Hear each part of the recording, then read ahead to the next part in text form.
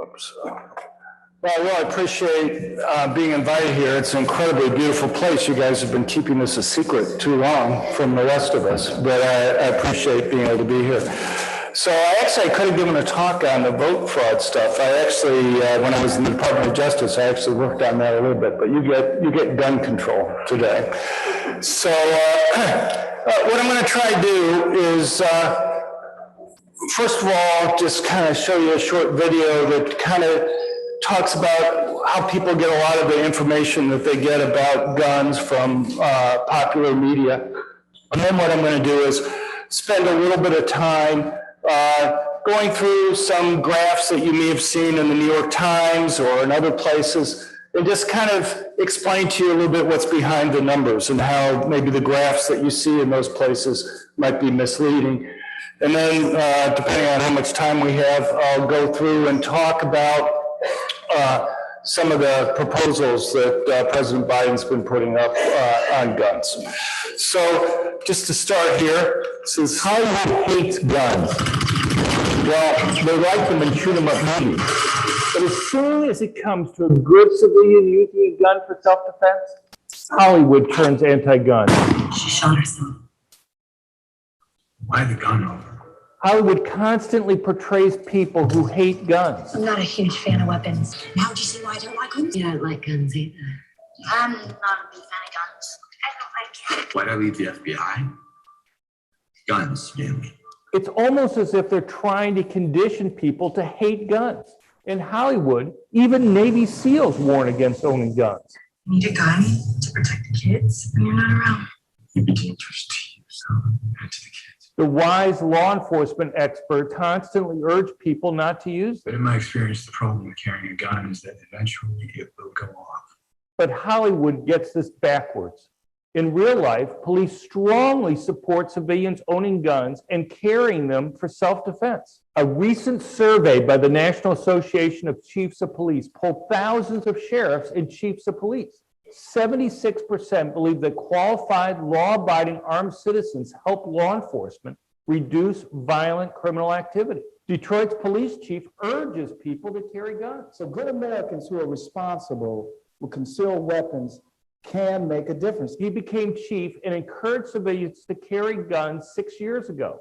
Detroit's murder rate fell since then. I'm excited about our trend downward. Nationwide, rank and file cops show even stronger support for private gun ownership than do police chiefs.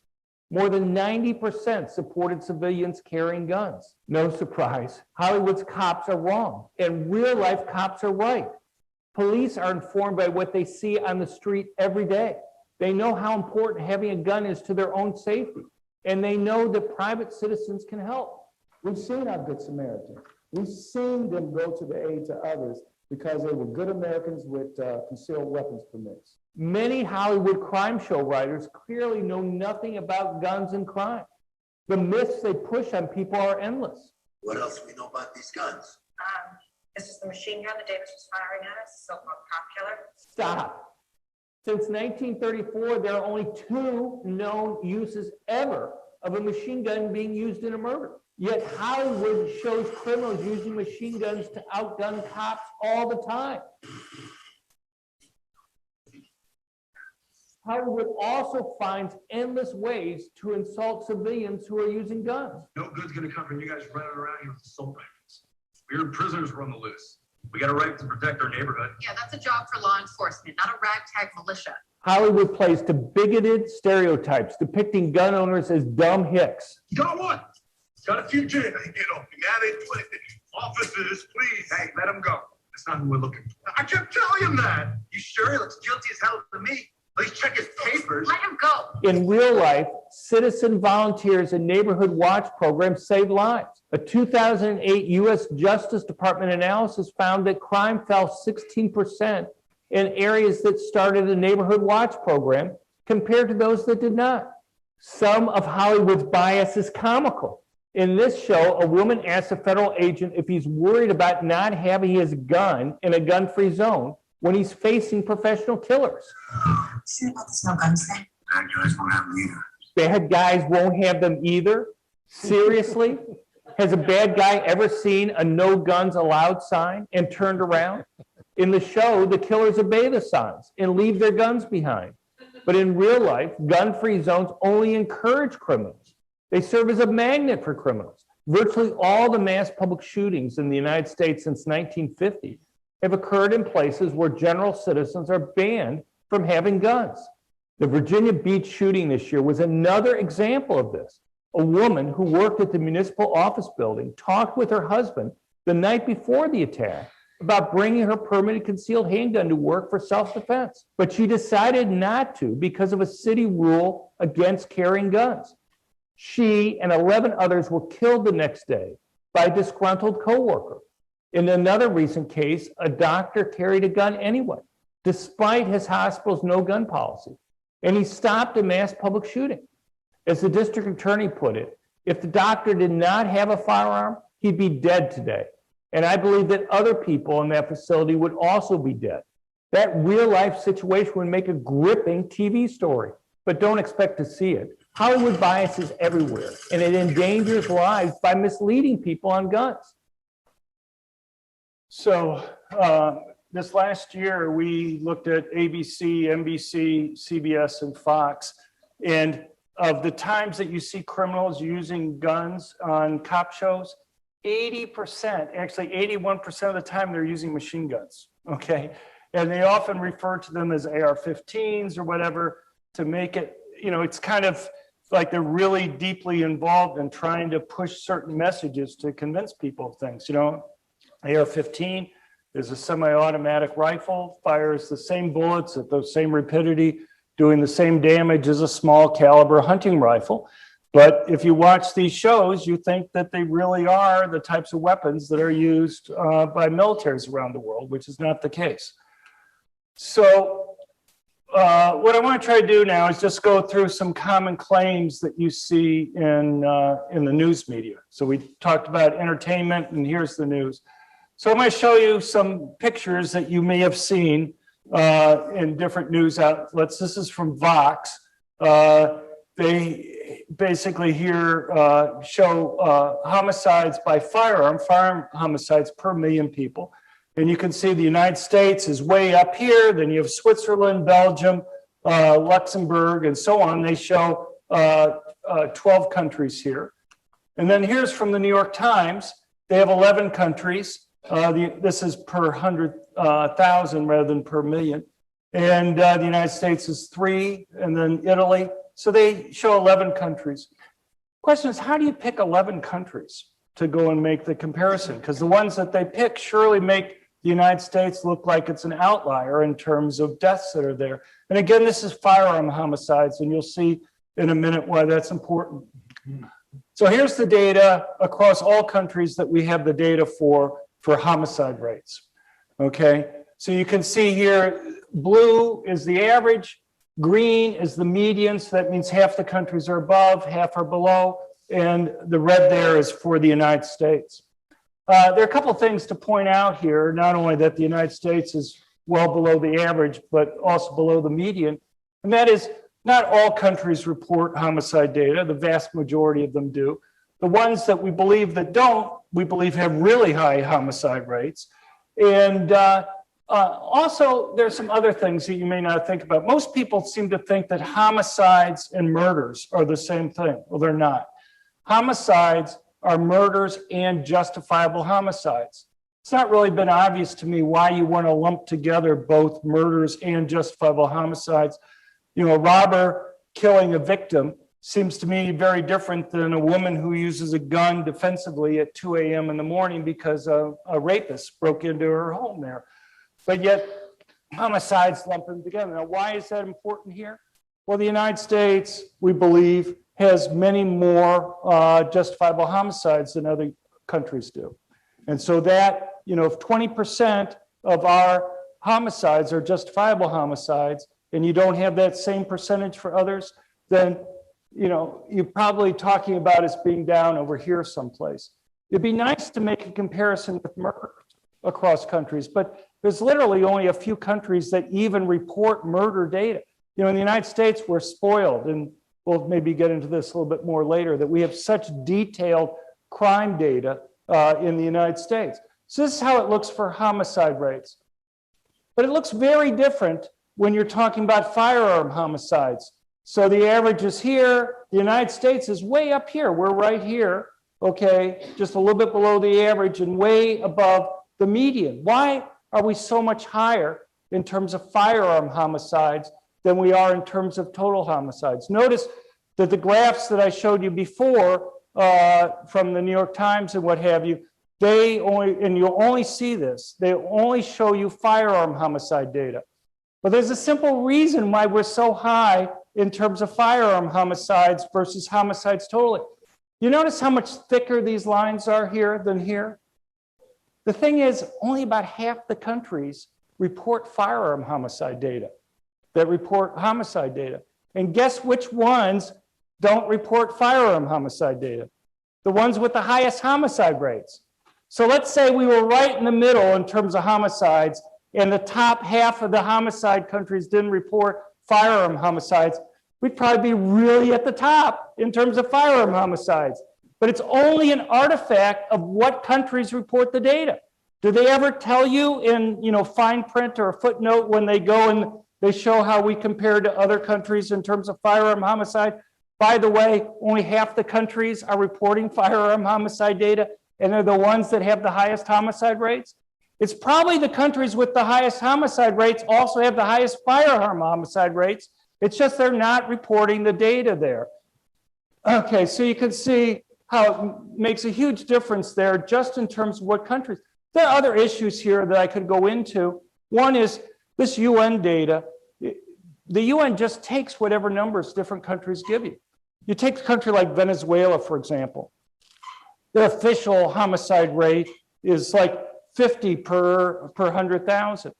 There are different groups, non-governmental organizations that have gone through and just counted news stories in the newspapers and on TV in Venezuela.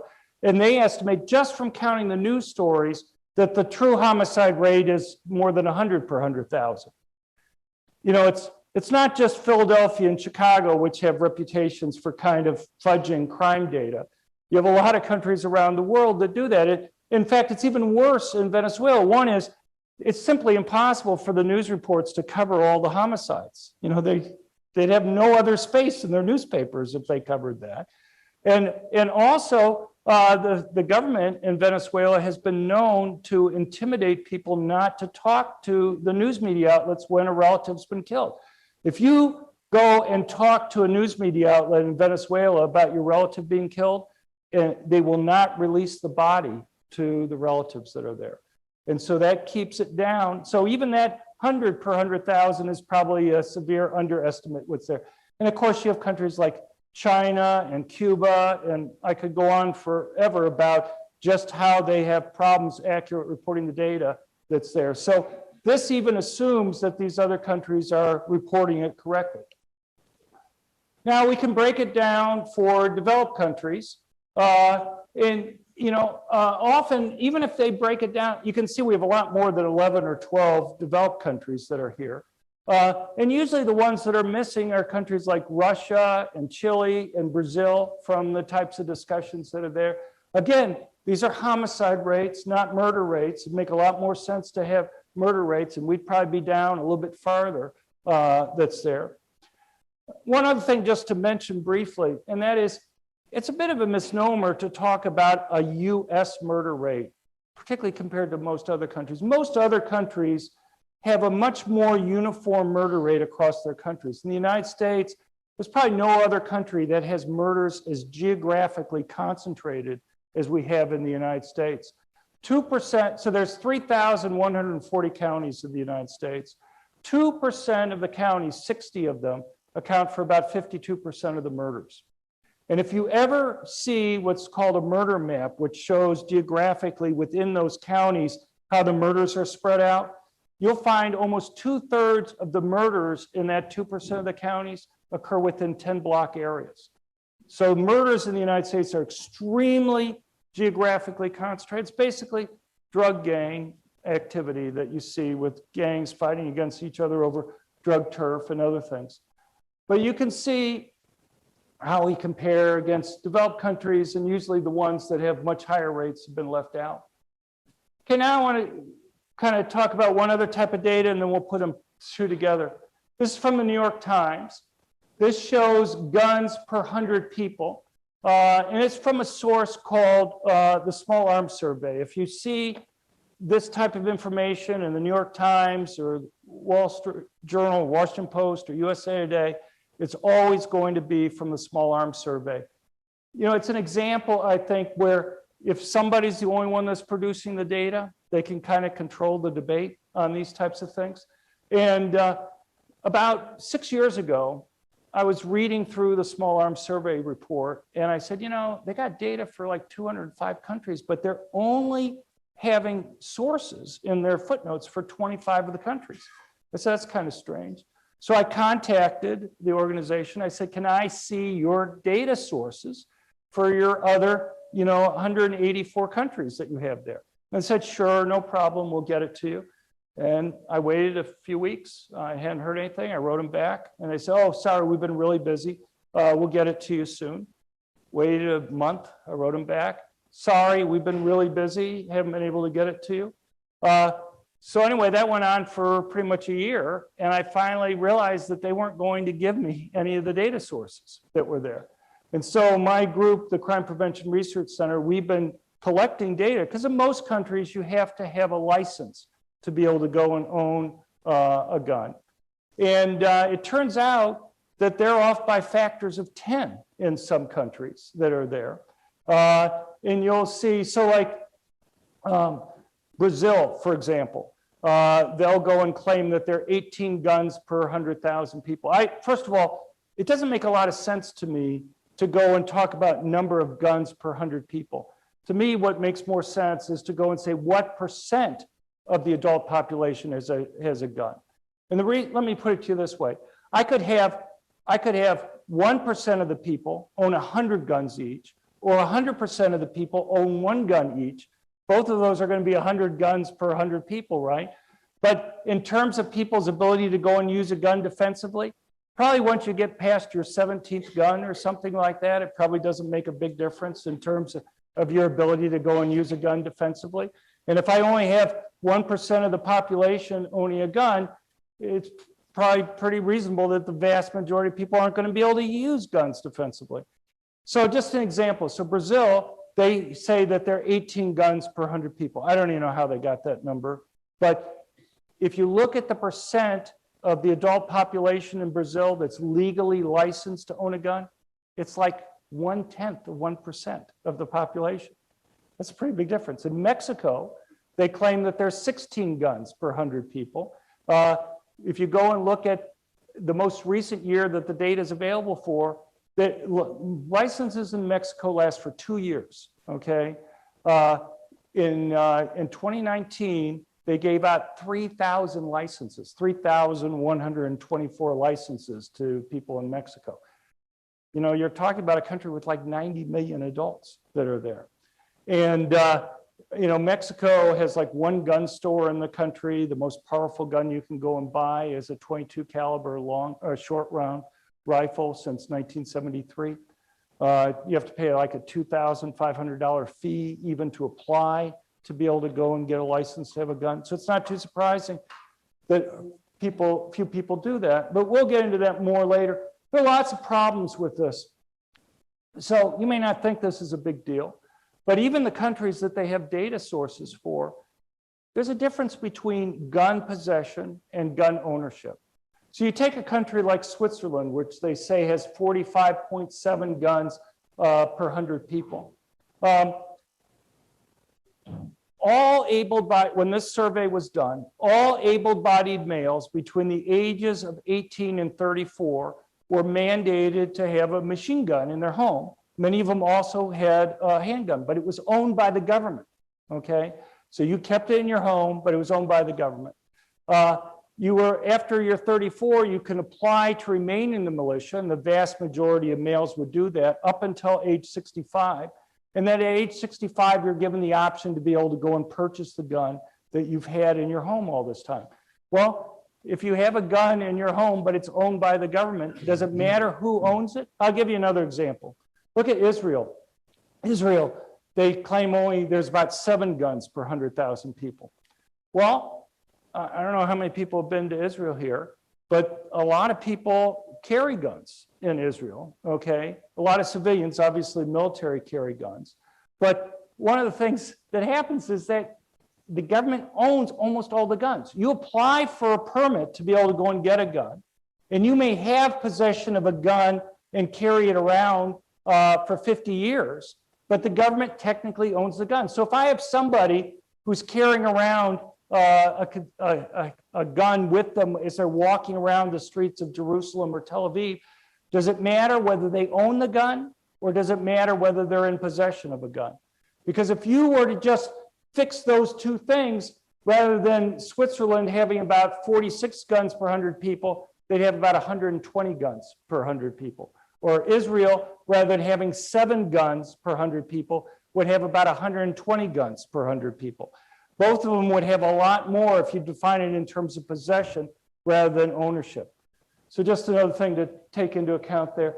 And you can see how this comes up. This is something from Vox, but you've probably have seen other similar versions of this at USA Today or others, and they'll say, look, the United States only makes up about 4.5% of the world population, but we make up 42% of the guns. I have no clue how they got that, because it's based upon the small arms survey number. I don't know what the true number is, but I guarantee you it's nowhere near what they're saying here. But this is the type of thing that's used with the numbers all the time. So let's try to put these two types of numbers together. This is something you see in Vox. You've probably seen similar graphs in the New York Times and other places. So they have number of guns per 100 people on the bottom axis here. And on this, they have gun-related deaths per 100,000. And they say, look, you see this positive relationship. More guns mean more firearm homicides, okay? So I'm just gonna go and kind of show you some issues with this discussion. So this is looking at homicides, okay? And this is for developed countries. And you can see you get the small arms survey measure of firearms per 100 people and the homicide rate. You can see a positive relationship here.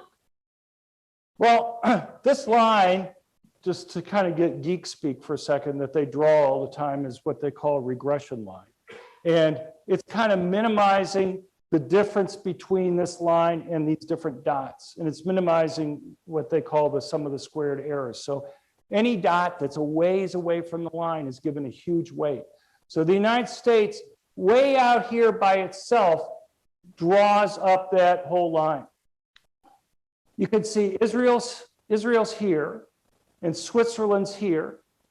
If you were to go and just have it in terms of possession rather than in terms of ownership, even assuming everything else is right about the small arms survey, and it's not, because as I mentioned, there's some real problems. Those two dots, if they were way over here, would pull this line down. So it would be downward sloping rather than up. You can see just removing the United States, leaving Switzerland where it is and Israel where it is. Just if I were to go and ask the question, if I just looked at other countries, what's the relationship between gun ownership and homicide rates across other countries? There's actually a slight negative relationship there if I look at all the other countries from the United States. There are other things we could look at. This is with the United States. Oh, this includes one other thing I forgot to include is I excluded some of these other developed countries like Russia and Brazil. If I left the United States in, kept Switzerland and Israel the way they want to do it and all these other countries, but just included Russia and Brazil and Mexico, then you would get a negative relationship there too. You know, how do you exclude certain developed countries and not include others? But I guarantee you, if you look at any of the maps where they would go and have developed countries like that, they will always leave out those high murder developed countries that are there in the list. So this is firearm homicide rates. And you can see if you look at all the countries in the world that we have the data for, there's a negative relationship, more firearms, even using this wacky measure from Soros's small arms survey, you see a negative relationship. And here it is for, I can't remember what this one is. But anyway, so let me ask you a question. You know, most comparisons that people make when they talk about, you know, crime or murder and gun ownership is they'll say something like, you know, compare the United States to Britain. And they'll say the United States has a relatively high homicide rate compared to Britain. And Britain has very strict gun control laws. And it's because of the strict gun control laws that they have the low homicide rate. I'm sure we hear that all the time. But here's the question. What was the homicide rate in Britain before they had the gun control laws? It was low then too.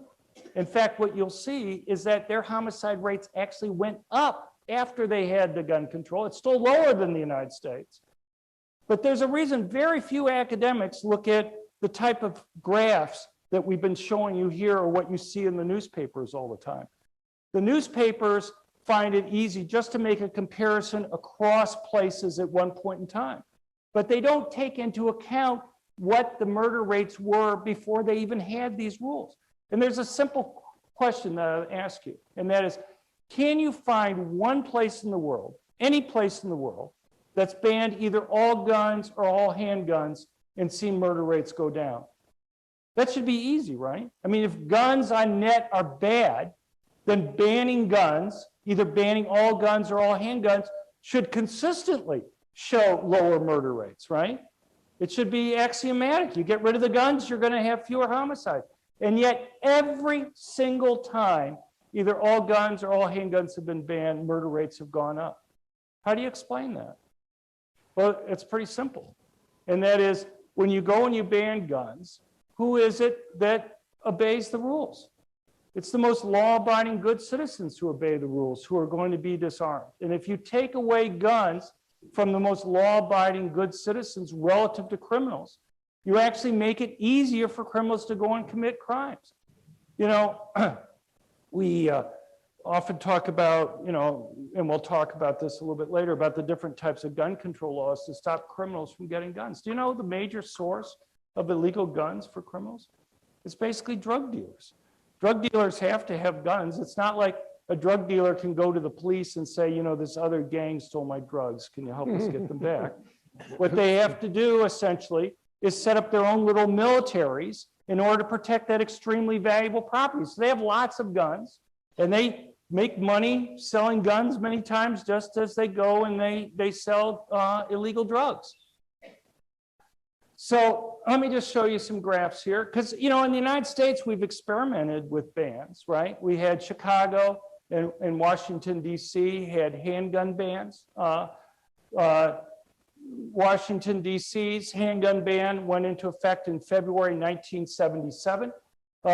This graph is a simple graph that just shows D.C.'s murder rate relative to other of the 50 largest cities. Prior to the ban, D.C.'s murder rate was falling, and then it went down to about 12 or so per 100,000 people, or 12% above. And then it went up to about 20% above the other cities. And when you get to about 13 years out, it's about 80% above, and it goes up even higher after that. This is for Chicago. Chicago's ban went into effect in November 1982. You can see how Chicago's murder rate was falling relative to other large cities prior to the ban. In fact, there's only 1 year after the ban went into effect where Chicago's murder rate was anywhere near as low as it was before the ban went into effect. But you can see it rising generally relative to other cities and also relative to what it was beforehand. But it's just not in the United States, you know, because one of the things with regard to the United States is gun control advocates will say, look, it just wasn't a fair experiment for Washington, D.C. and Chicago, because unless you ban guns every place, you can't expect a ban to work, because criminals will still get guns from Washington, you know, from the rest of Illinois, or from Indiana or from Maryland or Virginia. You know, the thing is, there are a few things about this. One, the criminals could get guns from those places to begin with. It may explain why murder rates didn't fall as they were predicting it would, but it doesn't explain why you see these big increases that occur. And also, if they really did think that this was going to fail, it would have been nice if they'd kind of let us in on it to begin with before the law was passed and we saw these big increases in murder rates that had occurred. But the other thing is, it's just not here. As I'm going to show you, you can look around the world.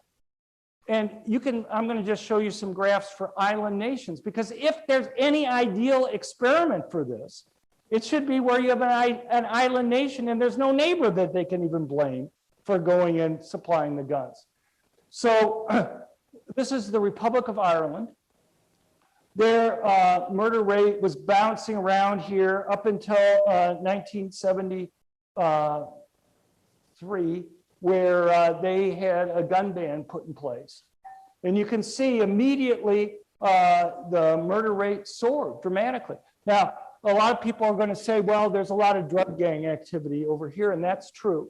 But even if you take out this, and even if you take out this period here, it's still much higher on average than it was beforehand. This is for Jamaica. Jamaica's gun ban went into effect in 1972, January 72.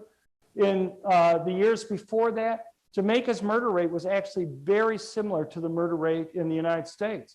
Immediately after the ban went into effect, it started going up.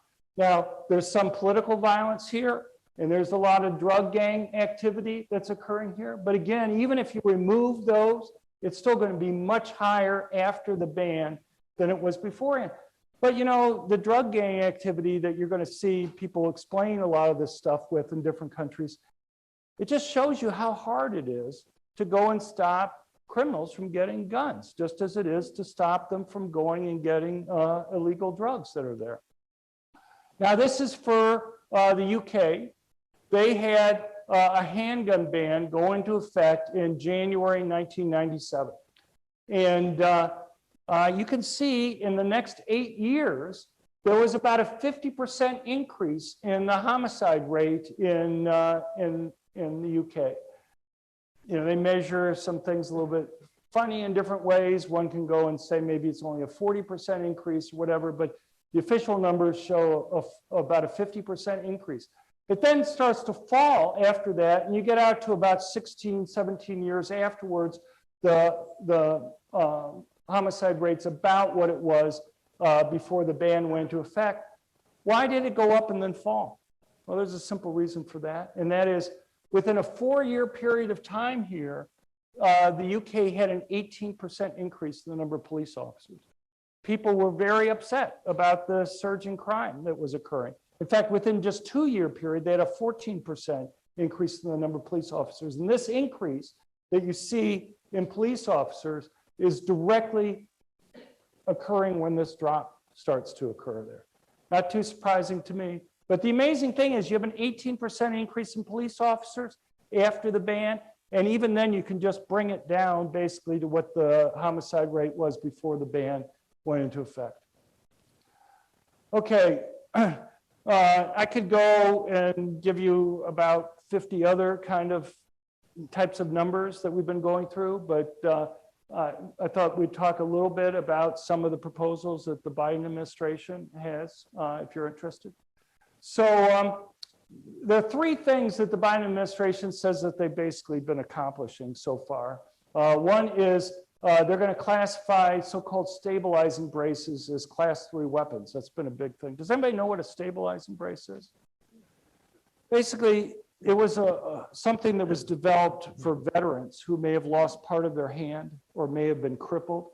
It's a strap that fits on the gun and wraps around their arm so that somebody who's missing part of their hand is still able to go and hold on to the weapon there. You know, I don't think there's been a surge in crimes by disabled people, but when they talk about class 3 weapons, it's saying they want to essentially, what they want to do is treat these straps essentially as machine guns.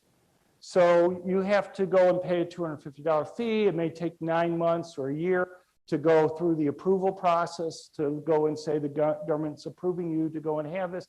It's obviously making it very costly for people who are disabled to be able to go and have a gun for self-defense. These people who are missing part of their hand simply are not able to go and hold a gun without having this strap that's there. You know, and what happens so much in this gun control debate, you had one crime that occurred, a shooting in Boulder, where the guy used a stabilizing brace. Nobody, as far as I know, has made an argument that that he was disabled in any way. Nobody's made an argument that I can see that it really made any difference in the attack that he did. He was shooting people at very short range, often less than 10 feet.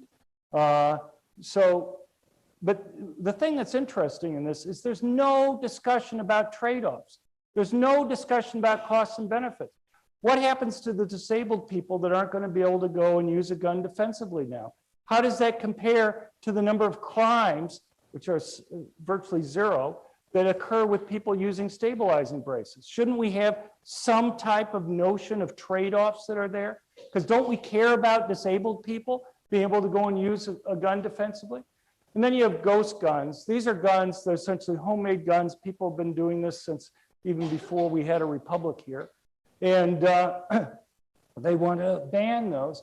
You know, I was looking through the list when I was at the Department of Justice of the number of guns, ghost guns that are used in crime. I saw a list that basically indicated that over the last, since 2010, the FBI has a list of 8 guns, 8 ghost guns that were used in crime. So it's not exactly a rampant problem that's occurring. The other thing that Biden has done is he said he was going to put out a model red flag law, which he's claimed credit for. If you actually look at it, it's not really a model red flag law. All it is here's a list of what different state red flag laws have, different characteristics. And look, anybody, and I'm sure you're going to hear me say this again later, anybody wants to stop somebody who's dangerous from being able to go and get a weapon. What most people don't understand is that we already have laws on the books to go and handle this problem. And I would argue much better laws than this.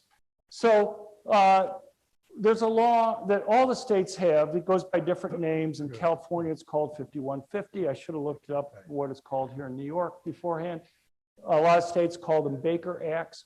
And what happens is if you can be brought in for anything from a 22 to 72-hour psychiatric hold, where you're evaluated by either 1 to 3 mental health care experts, and then immediately a judge will hold a hearing. And if you can't afford a lawyer, one is provided to you. And a judge has a whole range of options there. You can go and say, I want you to seek voluntary psychological counseling. And in 2 weeks or 3 weeks, we'll review the progress that you have. Or at the more extreme end, he can involuntarily commit somebody. Or you can do lots of things in the middle. You can go and take away your guns if that's what you want. The red flag laws, the only thing they do is take away somebody's gun. And overwhelmingly, what they're used for is suicides. Like 98% or so of the time, they're used for somebody that's considered suicidal. I don't know about you, but if I really believe that somebody's suicidal, do I really think that just taking away the gun that they might legally own is going to solve the problem that's there? The other thing is these red flag laws don't have any mental health care professionals involved, unlike the Baker Act type things. So when so all the judge sees in the red flag laws is he sees a complaint. Depending upon the state, could be a neighbor or a friend or somebody else who puts in a piece of paper. The judge sees the piece of paper, and it's based on that piece of paper, he makes a decision whether or not to take away a person's gun. There's no hearing that occurs. Maybe it could be a month later that it occurs. And if the hearing occurs, none of these states provide legal counsel for somebody. I've talked to lawyers. Legal counsel in these cases probably starts at $10,000. Let's say you really want to keep your guns, okay? Is it worth $10,000 to you? I mean, the only thing that can happen to you if you lose the red flag case is you lose your guns, okay? It's not no other penalty. So what you find is that virtually all the people that go through this process don't hire a lawyer, even if they want to go and have a gun there. I think the reason why gun control groups, because I've asked them, why don't you go and make whatever change you want to make in the Baker Act type rules? I think they don't like the fact that people have legal counsel. I think they don't like the fact that judges have a whole range of different types of options. But if you're talking about people who are suicidal, it seems like you'd want to make sure that they get some type of mental health. But I want to say these laws can actually have the opposite effect of what you'd like to have happen. Nikki Gozer, who's our executive director of the Crime Prevention Research Center, there was a horrible tragedy, crime committed against her and her husband about 12 years ago. A stalker of hers murdered her husband in front of her. And as anybody would, she was devastated, incredibly depressed. Let's say you had a friend who was concerned. Nikki has a gun. She's very depressed. So you go and you write your complaint under red flag laws and go and inform the judge. That's all the judge sees when he's making that decision. She's just had a stalker. She's just seen a stalker murder her husband in front of her. Do you think she cares about her safety and protection? Do you think she wants to go outside without having some way to be able to go and protect herself? In fact, when this killer murdered her husband, it was in a gun-free zone. She had a concealed handgun permit.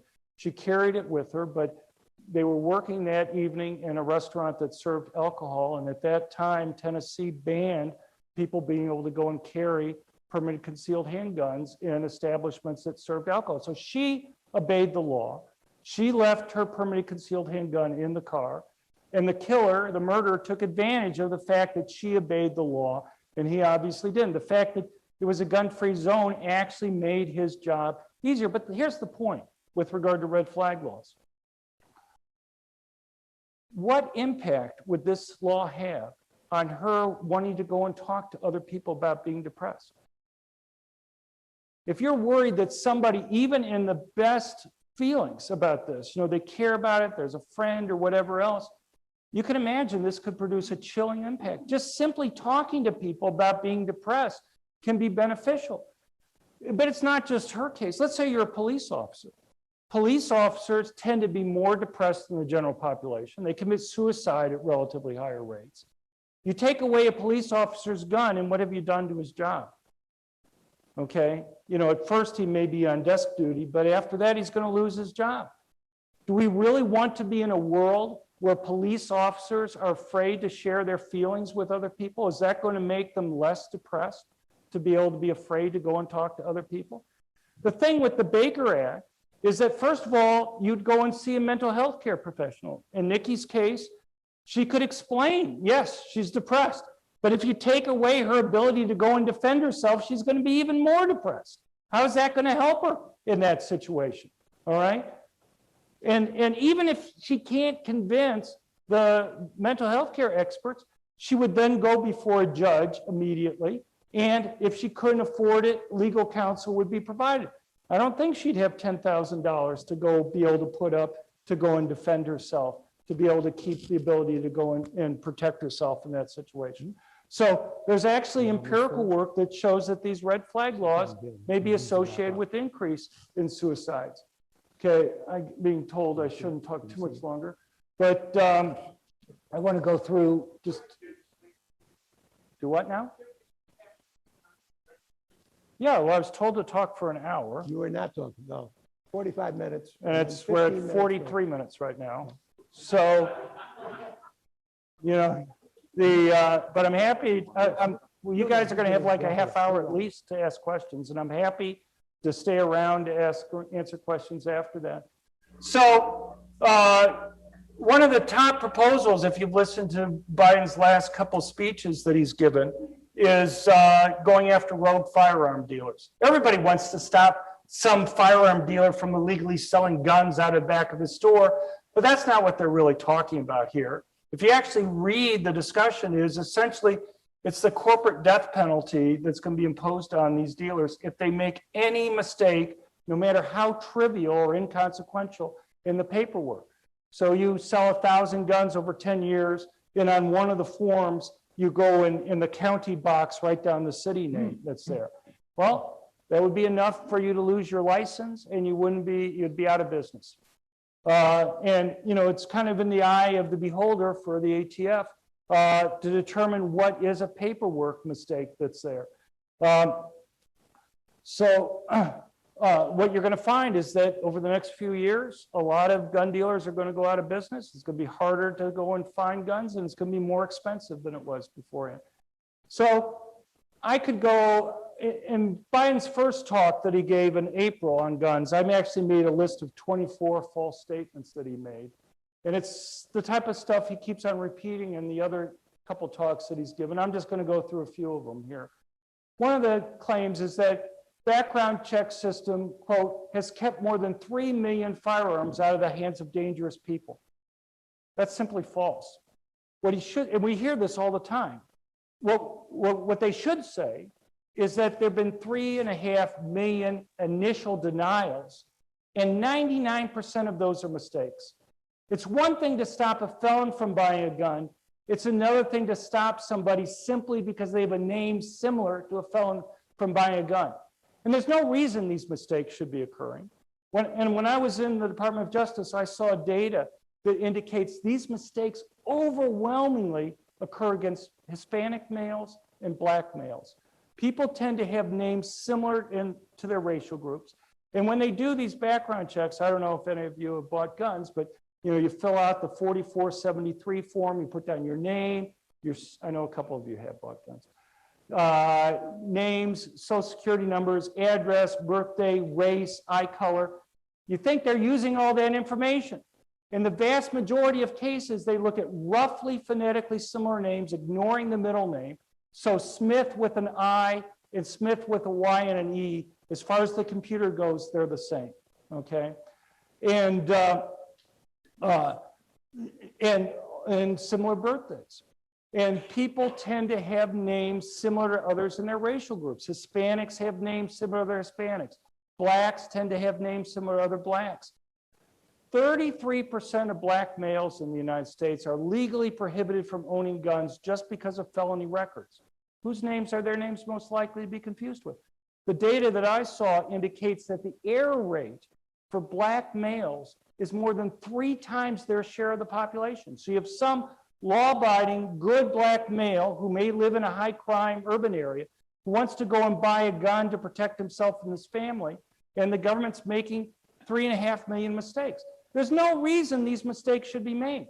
There's a simple fix for it. All you have to do is have it so that the federal government meets the same standards for doing background checks that private companies. I don't know how many of you own private companies. Anybody own a private company here or owned a company? Well, I guess you haven't, but if you talk to people who have, suggest to them that they use roughly phonetically similar names and similar birthdays in doing the background checks, and they will look at you like you're from Mars, okay? Because they'll know there'll be a huge number of errors that are there. I've been arguing with gun control people for 20 years, telling them if you fix a couple easy mistakes in the background check system, people would pass these universal background checks on private transfers tomorrow. But they refuse to make these errors. Who can justify a system that makes these types of mistakes? I'll just give you 1 or 2 more of these. Look at the Charleston loophole. People know what this is? This is Dylan Roof, who did the church shooting in Charleston, South Carolina at the end of the Obama administration, the Black church where he killed 9 people. The claim is if the federal government had only had more time, more than 3 days to go and do a background check, they would have seen that he was a prohibited person and the crime wouldn't have occurred. Well, that's simply false.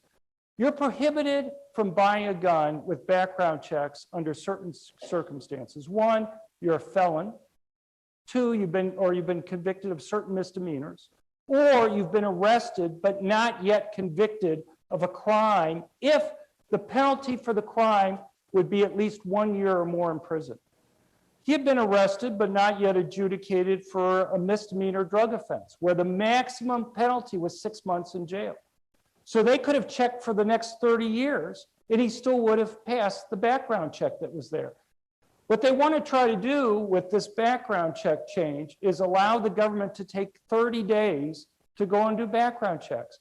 But the real point of it has nothing to do with the horrible tragedy that occurred there that they're using to justify it. They just want to have a 30-day waiting period. And my point is, if you want to have a 30-day waiting period, make the case for why you want to have a 30-day waiting period. Make it explicit that that's what you want to try to do. And then we can have a debate on whether there should be a 30-day waiting period for people to buy guns. But that's not the way they phrase it. I don't know. I'll pick this one. The claim is that the vast majority of Americans believe that there should be these universal background checks on the purchase of guns. And you must have heard this constantly. 95% of Americans support this. If you actually read the questions that they use, the questions are basically, do you think criminals should be able to get guns? And guess what? I don't think criminals should be able to get guns. The question is, do you want to have the type of background check system without the fixes in it that they want to have? And they put this on the ballot in a couple states. The last states that Bloomberg put this on the ballots were Maine and Nevada. Bloomberg outspent the other side by 6-1 in Maine, and he lost by 4 percentage points. Look, if 95% of the people support this, you shouldn't have to outspend the other side 6-1 and still lose, okay? Plus, they got incredible favorable news coverage that was there. So, okay, I'm gonna go. I just wanna show you this last video, and this is some other things you probably heard about. I'm gonna try to go. Maybe we'll go. You probably heard that. It's often because of reason for more guns. But economist John Lott looked into that claim, and he says it's a myth based on one bogus study. The United States has the most mass shootings. By far, the most public mass shootings. You don't see murder on this kind of scale with this kind of frequency in any other advanced nation on earth. Where did that claim come from? Obama and everyone else base it on. A study done by University of Alabama professor Adam Langford. University of Alabama professor Adam Langford. This is Adam Langford. I studied 171 countries for more than 40 years, 1966 to 2012. And essentially the answer was, not surprisingly, the United States has by far the most public mass shooters. His claim received coverage in hundreds of news stories, but all these people were misled by Langford. Langford's study claimed that since 1966, there were 90 mass public shooters in the United States, more than any other country. Langford counted 202 shooters in the rest of the world. Langford claimed complete data were available for 171 countries. But how did Langford find every shooting in all these countries, most of which don't speak English? And how did he find all the cases in the years before the internet? Few governments collect this data. Finding complete data for mass public shootings in just one developing country, say India in the 1970s, would be an incredible feat. Many of these shootings would have been reported only in local outlets, in the local language. That shooting at the Sandy Hook Elementary School in Newtown, Connecticut. On the other hand, United States mass public shootings are well documented and hard to miss. If Langford undercounted foreign cases because he missed finding old newspapers or had trouble with language barriers, his paper's entire conclusion that the United States had the most mass public shootings would fall apart. Many journalists and researchers asked Langford for his data. Not only did he refuse to share a list of his cases, or even the number of shootings he found in each country, which are nowhere in his paper, he refused to share an explanation for how he found those cases. That's academic malpractice. Asked if he used foreign languages to search for these shootings, Langford stated, "My data were not limited to English language searches." Asked what languages he used, Langford refused to provide that information. This is all the assistance I can provide at this time, Langford said. Look, I've researched crime for decades, and I've published dozens of peer-reviewed academic articles on the subject. Langford won't even respond to my emails with simple questions. Now, maybe he doesn't want to talk to me because I'm well known for my research, more guns, less crime. But Langford has refused to share his list of shooters and methods, even with strong gun control advocates. This all seemed very suspicious to me. So the think tank that I run, the Crime Prevention Research Center, researched it. Unlike Langford, we took a lot of time to find all the foreign cases we could. We even got translators to identify cases. Using the same definition of mass public shooters Langford used, 4 more people killed in a public place, not part of some other type of crime. We found that he grossly undercounted foreign attacks. We counted well over 3,000 shooters, at least 15 times more shooters as Langford claimed. 31% of total shooters, despite the fact that we only have 5% of the world's population. Of the 86 countries where we've identified any mass public shootings occurring, the United States ranks 62nd. Norway, Finland, Switzerland, and Russia are European countries with significantly higher rates of murders from mass public shootings. The explanation is firearm ownership rate. When Langford's data are fixed, there's no relationship between gun ownership rates and mass public shooters. There's a lesson here. Langford's critical but simple error could have been picked up if journalists had only demanded his data and methods before publicizing his study. Journalists should learn to be skeptical. In the meantime, we should all be skeptical of news coverage of studies like this that simply confirm what journalists and people want to hear. Before releasing this video, I also asked Langford for his data and methods for finding shootings in foreign language media. Langford would not provide the information. There's about 5 years between when Langford first started getting attention for his study and we finally put out our study where he wasn't releasing his data. And the New York Times, if you read the New York Times, the Washington Post, you would have seen any of the graphs that looked at mass shootings around the world would have his data that's there. Since then, we haven't gotten them to retract it, but at least they've stopped using it all the time, which I suppose is at least something that's been going on. But anyway, I know people are anxious to ask questions, and I'm happy to answer any questions that are there.